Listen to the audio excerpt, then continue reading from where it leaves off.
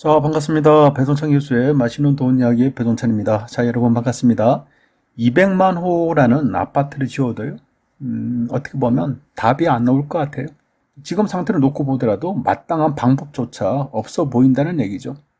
따라서 좀 큰일이다라고 말씀을 드릴 수 있을 것 같아요. 아생연후 살타라는 말이 있죠. 바둑에서 나오는 말이에요. 우선 자기의 말부터 산 후에 상대의 돌을, 즉 상대의 말을 잡으러 간다는 말이죠. 즉 자신의 단점이나 약점을 살피지 않은 상태에서 무리하게 상대를 공격하다가는 오히려 더 큰 피해를 당하고 만다라는 말이겠죠. 우리네 인생살이도 이와 좀 비슷하지 않겠습니까? 먼저 타인을 돕고 싶거든 먼저 본인부터 우뚝 쓴 다음에 도움을 줄 때 지속적으로 도와줄 수 있지 않겠어요? 또한 자강이라고 해서요, 스스로 자자에 강할 강자죠.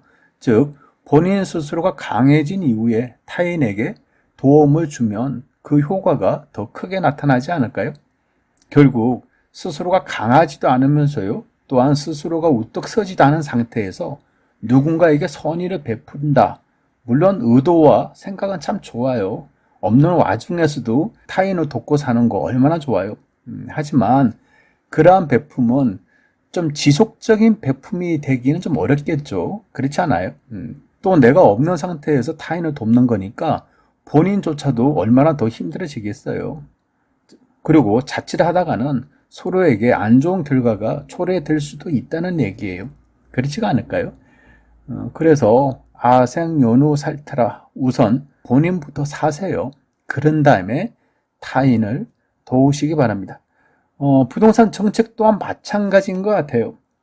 부동산 정책의 아생연후 살타라. 먼저 부동산 문제를 정확히 파악을 해야 되겠죠. 그리고 그 문제를 해결하기 위해서 노력을 해야 되겠죠. 그러함에도 불구하고요, 부동산을 잘못 잡다가는 한국 경제가 망한다. 지금 내수 경기도 안 좋은데 중국과 미국의 무역 전쟁, 기타 등등으로 해서 지금 전 세계적인 경기도 안 좋은데 부동산을 잡았다간 큰일 나지 않겠냐. 이런 생각들을 그동안 하셨잖아요.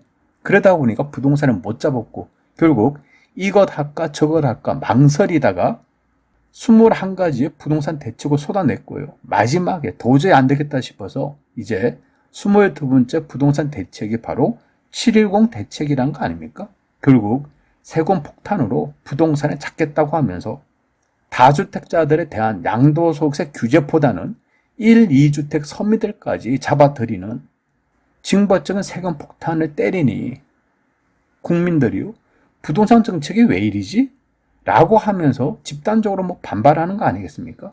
그러니 집 가진 사람도 정부에 대해서 뭐라고 하는 거고요. 집 없는 사람들조차도, 즉 무주택자들조차도 왜 이런 대책을 내놨냐라고 정부를 또 질타하고 있는 거 아니겠습니까? 이에 정부는 깜짝 놀랐겠죠. 그러면서 이제부터 부동산을 잡겠다. 부동산 투기와의 전쟁을 선포하게 되는 거죠. 그런데 이게 한두 번 아니지 않습니까? 그렇죠. 또한 주택 공급 대책으로 그린벨트를 해제하겠다. 그래서 그린벨트 내에서 주택 공급을 늘리겠다. 야, 참 어쩜 이런 생각을 이렇게, 이게 너무 좀 간단한 생각이지 않습니까? 그린벨트를 해제를 하면 아파트를 공급이 된다. 이건 당연한 거죠. 하지만 그린벨트의 의미가 뭡니까? 개발 제한 구역 아닙니까? 그럼 왜 개발을 제한했겠어요? 우리 시민들, 우리 도시민들의 또 녹지 공간이지 않습니까? 이곳을 통해서 우리가 호흡을 할 수 있는 그러한 공간인데, 그러한 공간에서조차도 아파트를 짓겠다. 이런 생각이지 않습니까? 그러니 말들이 많겠죠. 그린벨트 해제를 하면서 공급을 늘려야 된다. 찬성하는 사람도 있고, 또 그린벨트 해제를 하면 안 된다. 반대하는 사람들도 있고, 정부 여당 내에서도 말들이 많지 않습니까? 그렇잖아요. 그런데 말입니다, 여러분. 부동산 투기 세력을 찾겠다고 하면서 왜 그린벨트는 왜 풀어주는 거죠? 물론 주택 공급이 증가가 되면 일시적으로 주택 가격이 다소 하락할 수도 있겠죠. 하지만 오히려요, 그린벨트가 풀리면 그쪽 지역이 난리치는 거 아닙니까? 그리고 그 인근 지역까지 또 난리치는 거 아니에요? 돈의 흐름과 투자의 흐름이 도미노 현상처럼 막 이어져서 계속 급등할 거 아닌가요? 여기에다가요, 그린벨트 해제에 따른 토지 보상금, 요게 또 풀려버리잖아요. 여기에다가 정부가 아파트를 지으면요, 아무리 뭐 임대 아파트다 하지만 시간이 지나면, 임대 기간이 만료가 되면 일반 분양을 또 한다면 결국 로또 아파트 되는 거 아닌가요? 그 아파트가 로또 아파트면 또 인근 지역 아파트는요, 또 로또가 되지 않겠어요? 결국 그린벨트만 없어지고요, 집값은 더 올라가는 거 아니겠어요? 그래서 그런가요? 요즘 들어서는 뭐 그린벨트 얘기가 다소 좀 줄어들었지 않습니까? 그리고 또 하나 나온 단어가 있죠. 행정수도. 이건 뭐 2002년도 이야기지 않습니까? 대선 공약의 그 이야기잖아요. 이게 아직까지도 얘기들이 나오는 거예요. 이건 완전 어처구니가 없죠. 이건 무려 18년 전의 이야기 아닙니까? 이게 뭐 약방의 감초도 아니고요. 행정수도 이전과 부동산 폭등 규제가 이게 무슨 관계가 있나요? 오히려 행정수도 이전으로 인해서 세종이나 대전, 충청권 부동산 가격이 폭등한 거 아닙니까? 그러면 또다시 2002년 이후처럼 대전과 세종과 충남의 부동산 가격 폭등 시키겠다, 이런 의미인가요? 그런 의미로 본다면 행정수도 이전이라는 얘기는 부동산 규제하고는 전혀 상관없는 얘기예요. 오히려 행정수도 대상지 후보지가 부동산 가격의 급등을 초래하는 이런 케이스밖에 안 된다는 얘기죠. 아무튼 정부는요, 부동산 문제 때문에 큰 난제에 좀 빠져 있는 것 같아요. 이러지도 못하고요, 저러지도 못해요. 그래요.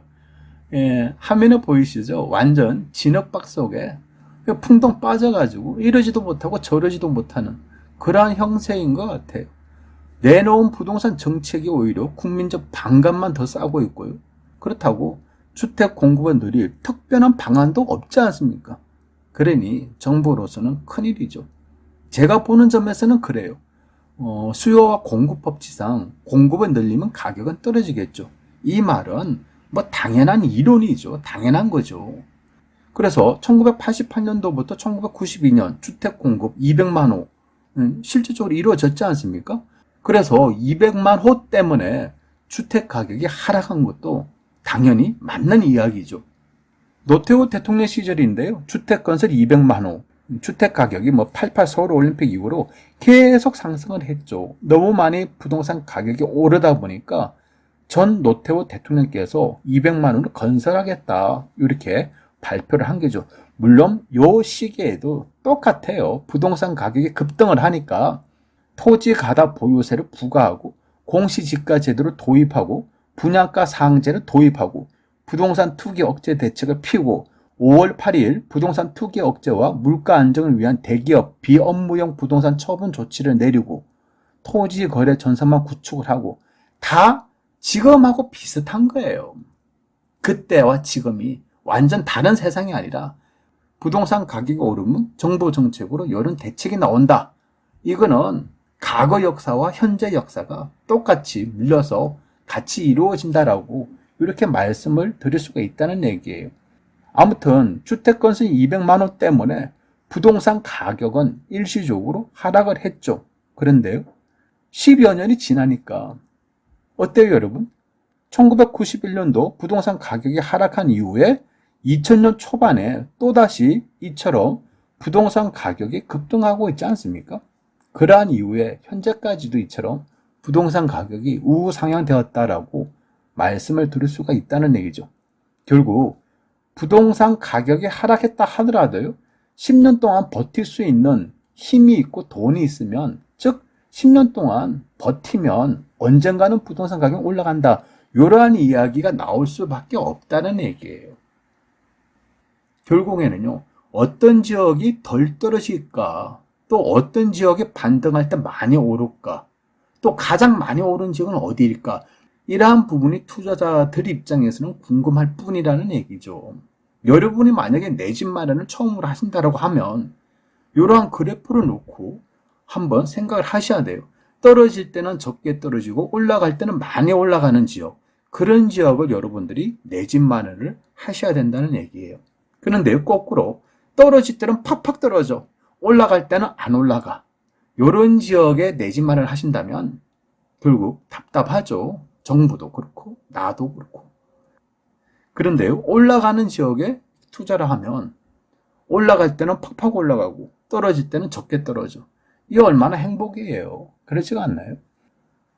아무튼요, 제가 보는 점은 그래요. 이러한 부동산을 문제가 좀 크죠. 부동산 문제. 그러면 이러한 문제를 해결하는 방법이 무엇일까?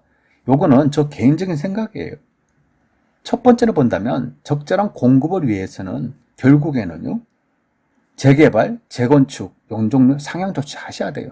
그 대신 임대아파트와 소형 의무화를 대폭적으로 늘리라는 얘기예요. 예를 들어서 최대 30 내지 40% 이런 식으로 확 증가를 해주면, 아니 용적률을 높여주고 임대아파트 들어가라, 소형 의무화를 한 30 내지 40% 때리면 어떻게 될까요? 어떻게 되겠어요, 여러분? 그렇잖아요. 또한 이득이 낮다면 초과이익 환수제로 이익을 환수를 하라는 얘기죠. 여기에다가요, 도심 건축물의 용적률 상향. 아니, 상향 조치 하란 말이에요. 이게 200%라면 300%, 300%라면 400% 이렇게 늘리자는 얘기예요. 그 대신 늘린 만큼 임대아파트와 소형 의무화를 계속 지워버리라는 얘기죠. 또한 개발 이익이 생긴다면 이러한 개발 이익 부분에 대해서 환수를 하면 된다는 얘기죠. 그리고 활용 가능한 토지 부분에 주택 용지를 사용하자. 예를 들어서 군부대 용지 같은 거 있지 않습니까? 여기에다가 그냥 용적률, 건폐율 상향하자는 얘기예요. 아니, 아파트를 많이 짓자는 얘기예요. 소형 아파트, 임대 아파트 위주로. 따라서 집 없는 사람들, 가난한 사람들한테 우선적으로 공급을 해주자는 얘기입니다. 그리고 상계 신도시 부분도 마찬가지예요. 용적률을 상향하자는 얘기예요. 건폐율도 상향하자. 즉 아파트가 부족하고 주택이 부족하니까 그만큼 많이 짓자는 얘기예요. 많이 지어가지고 앞서 말씀드린 것처럼 가난한 사람들 임대아파트로 제공하자는 얘기죠. 그리고 소형 아파트를 많이 지어서 그냥 신혼부부가 됐든 1가구 1주택 내지는 1가구 2주택 분들한테 우선 공급을 하자는 얘기예요. 이런 식으로 공급을 확 늘리면 어떻게 될까요? 부동산 가격이 다소나마 진정될 가능성이 높아진다는 얘기겠죠. 여기에다가 개발 이익이 생겼다라고 하면 이러한 개발 이익에 대해서 당연히 개발 이익에 대해서는 환수를 하고 양도소득세도 더 강화하자는 얘기예요. 지금 710 부동산 대책처럼요, 그냥 1주택자든 100주택자든 부동산 가격이 많이 오른 서울이든 오르지도 않은 지방의 작은 도시든 이런 거 따지지도 않고 그냥 단기 매매자 중과세, 조정 대상 지역 다주택자 중과세, 여기에다가 1가구 2주택자 취득세 폭탄, 1가구 3주택자 취득세 더 폭탄, 그리고 보유세, 재산세, 종부세 인상 만 하시지 마시고요. 오로지 타겟을 다주택자, 제가 생각하는 다주택자는 저는 1가구 3주택자 이상을, 이런 분들은 저는 다주택자이라 생각해요. 아니 1가구 2주택, 아니 이건 될 수도 있는 거 아닙니까? 내가 현재 거주하는 곳이 한 군데 있고 또 한 월세나 전세 준 거 한 군데, 1가구 2주택자까지는 이건 투기를 하는 사람들이다, 이렇게 보기는 제가 보는 좀 어렵다는 거예요. 그러면 다주택자의 개념은 실제적으로 본다면 1가구 3주택자 이상 그런 사람들 아니겠습니까? 그리고 1가구 3주택 있는 분하고 1가구 50주택 있고 1가구 100주택자하고 어떻게 갖다 써야 되겠습니까? 따라서 제가 보는 점에서는요, 양도소득세가 됐든 무슨 세금이 됐든 주택수에 비례한 만큼 누진세율로 때리자는 거예요. 여기에다가 서울, 광역시에 있는 고가 아파트, 재개발, 재건축에 중점으로 둬서 규제를 한다면 일반 서민들 입장에서 어떻게 될까요? 세금에 대한 저항이 별로 없을 거 아닙니까?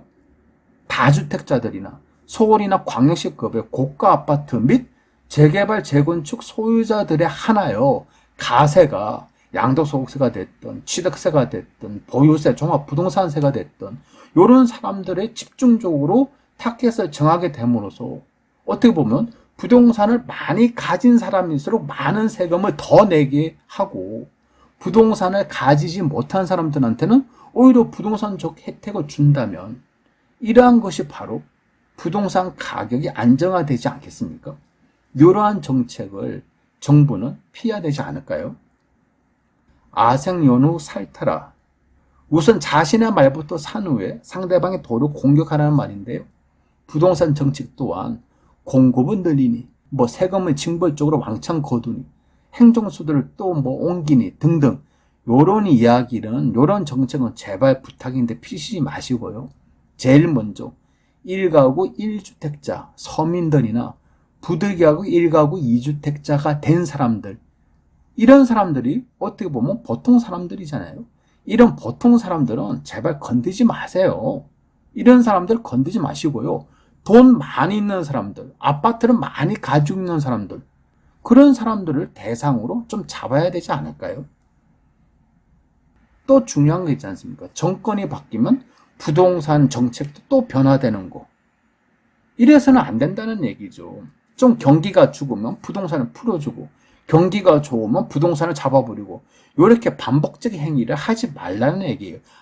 하나의 정책을 폈다면 초지일관 쭉 밀고 가야 되는데, 어떤 정부가 들었으면 어떤 정책이 나오고, 또 다른 정부가 들으면 또 다른 정책이 나오고, 이렇게 되다 보니까 뒤죽박죽이 되지 않겠습니까? 뒤죽박죽이 되다 보니까 부동산 가격만 지금까지 끊임없이 올라간 거, 요거 아니겠습니까? 제일 먼저 보셔야 될 거는 다주택자, 1가구 10주택, 1가구 100주택 있는 분들, 요런 분들부터 먼저 잡아야 되지 않을까요? 이상까지 배종찬 교수의 맛있는 도움 이야기였습니다. 감사합니다.